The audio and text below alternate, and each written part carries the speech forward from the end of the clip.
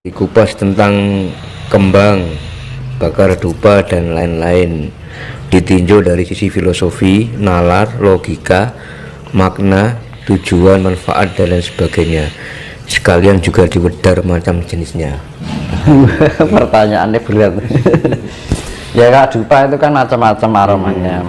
Kalau contohnya saya ini dupa ini, saya lebih suka sama teratai. Aroma lotus itu loh, karena teratai itu lebih condong ke halus, kasih. Karena gitu. Kalau cendana itu biasanya disukai oleh para leluhur, raja-raja. Tapi kalau sifat kadewatan itu lebihnya ke lotus.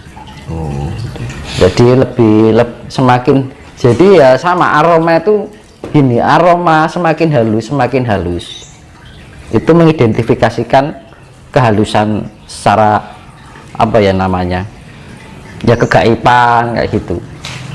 Jadi makanya kalau kita semakin misalkan sesaji ya dikasih kembang-kembangan itu, kalau teratai bagus sekali karena teratai itu sangat halus.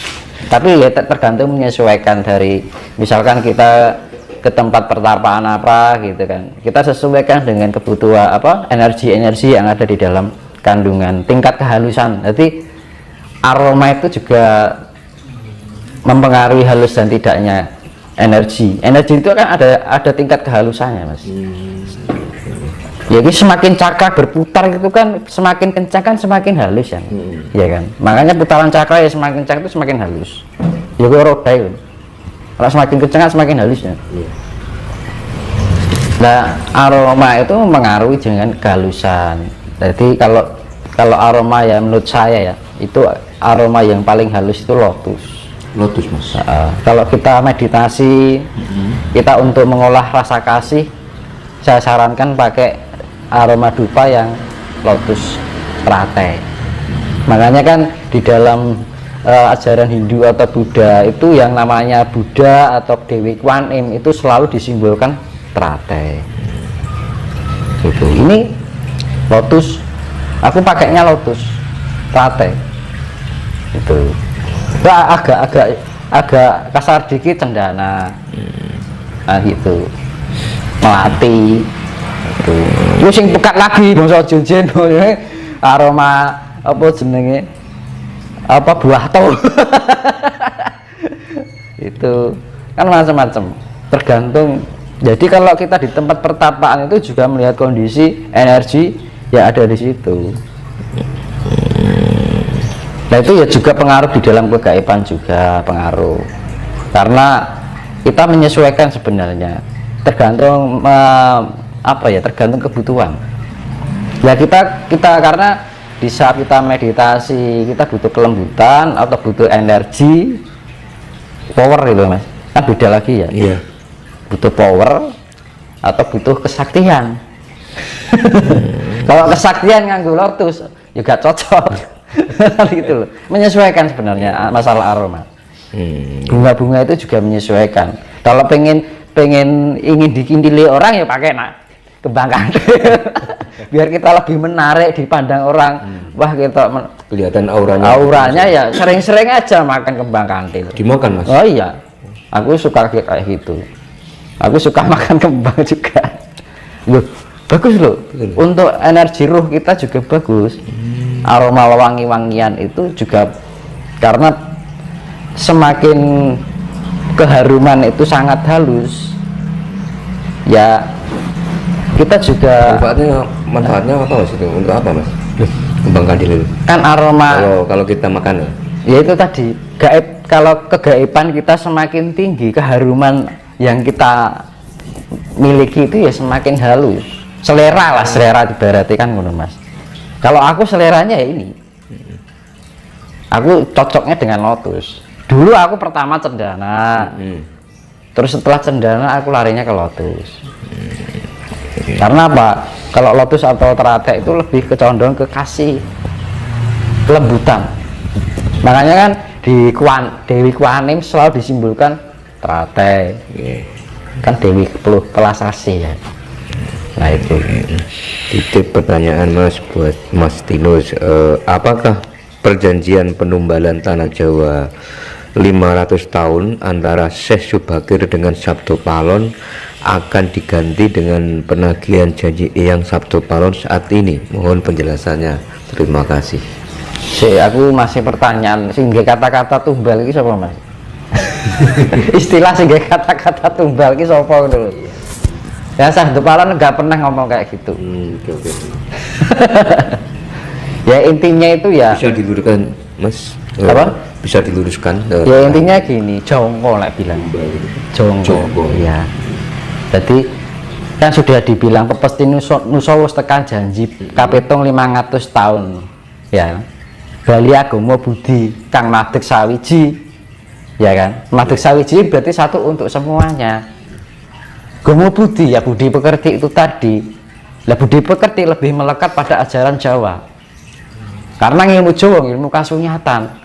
Lah kasunyatan apa yang dinyatakan? Kasih. Ya, terus balik nih kasih meneh to, Mas.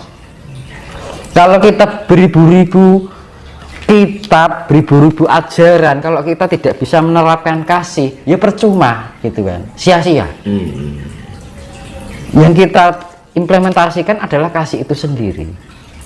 Ya kan? Makanya ajaran itu ya sederhana aja. Yang penting apa? Sampai. Ya, contohnya gini, banyak orang mengatakan rahayu, ya kan? Yeah. Orang pada nggak tahu rahayu itu apa tuh jenis, kan gitu. Rahayu diambil rasa karo hayu, rasa kita hayu itu adalah ayu, cantik, keindahan. Memberikan salam yang menggunakan rasa yang indah, inner beauty yang tumbuh dari diri kita untuk menjadi suatu cahaya yang sifatnya tebaran kasih. Sebenarnya kan artinya rahayu lah aku gitu mas, ya kan? Rahayu, rasa hayu, rasa yang cantik, ya kan? Rasa yang indah, beautiful, kan? Lah, yaitu rasa itu dibilang kita kalau sudah bisa merasakan apa yang ada di dalam diri kita, maka diri kita akan memancarkan cahaya kasih itu cahaya kasih itu sendiri. Artinya aku ya sini. Makanya di salam rahayu kan gitu. Kalau di Bali atau Hindi ya Om Swastiastu. Kan gitu sama aja artinya.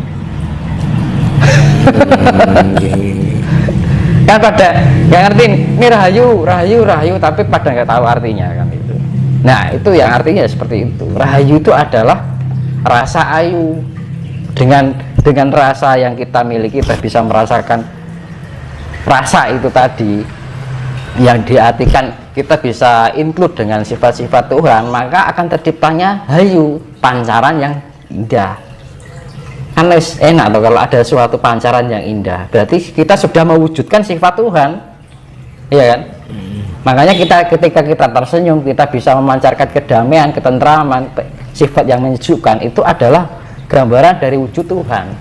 Kita sudah mewujudkan Tuhan di dalam perilaku kita, ucapan kita, rasa kita, pikiran kita, kan teman-teman. Nah itu sebenarnya orang yang sudah nyawiji dengan Tuhan seperti itu. Itu konsep ya yang artinya sudah manunggal tar Gusti, manunggaling kaumpo lan Gusti, sifat yang Tuhan yang include di dalam diri kita. Karena kita merasakan keberadaan Tuhan itu sendiri. Ketika kita bisa merasakan keberadaan Tuhan, maka mulut kita harus tetap bersandarkan kasih, pikiran kita berlandaskan kasih, ras kita merasakan juga berlandaskan kasih, perilaku kita juga berlandaskan kasih. Maka dengan kasih itu bagian dari perwujudan Tuhan melalui perantaraan ucapan kita, pikiran kita, rasa kita, perilaku kita. Kan gitu, selesai Pak. Okay. Makanya saya bilang satu kitab itu ayat 1 kasih, ayat 2 kasih, ayat 3 kasih, sampai 1000 ayat kasih, selesai. Kalau kita beraneka ragam ini itu, harus melarang ini itu, kalau nggak tercapai masih bisa menyalahkan orang aja, berarti kasihnya di mana kan gitu. Nggak ada orang yang tidak ada kebenaran selama kita masih bisa menyalahkan kan ya. Tidak ada kebenaran, tidak ada yang ditinggikan selama kita masih merendahkan, ya kan. Kalau menyalahkan orang kan secara nggak langsung kita merendahkan orang, nah gitu. Nah kecuali kita menasihati, beda lagi. Ngalahke kalau nasihati beda loh, ya kan? Memberi masukan atau sharing beda lagi. Kalau nyalahke kan sifatnya menjat, kan? Sedangkan kita tidak lepas, kita sendiri kadang-kadang tidak lepas dari sebuah kesalahan, kan gitu. Lanjut Mas ke pertanyaan selanjutnya. Terus penjabaran Bapak Adam dan Ibu Hawa, karena tiap narasumber beda-beda penjabarannya. Ya itu saya pernah dulu bilang itu ada bahwa itu ya proton dan neutron, elektron itu sifat negatif yang namanya suhu. Lah proton itu yang namanya sifat dari inti atom di dalam nukleus itu proton terdapat neutron. Neutron itu ya mani gitu loh Mas. Jadi, makanya di dalam kehidupan ini akan tercipta karena ada unsur plus dan minus. Sebenarnya Adam itu. Kalau saya bilang kalau Adam berwujud manusia, enggak. Manusia pertama ya manusia purba itu karena mengalami proses revolusi, pembaikan. Dulu itu pertama dari hewan air, terus hewan darat, ada kehidupan setengah manusia, setengah hewan, ya kan. Terus karena ada penyempurnaan, dulu kan manusia setengah hewan lebih dominan hewannya daripada manusianya. Terus ada revolusi lagi, lebih condong manusia daripada hewannya, manusia purba itu. Terus revolusi sampai ada penyempurnaan sampai sekarang. Makanya orang dahulu sampai sekarang ganteng-ganteng sekarang gitu kan, karena ada revolusi kan terjadi itu berjuta-juta tahun Mas, revolusi itu. Iya. Pembaikan akhirnya penyempurnaan fisik, tapi kemurnian secara jiwa luntur.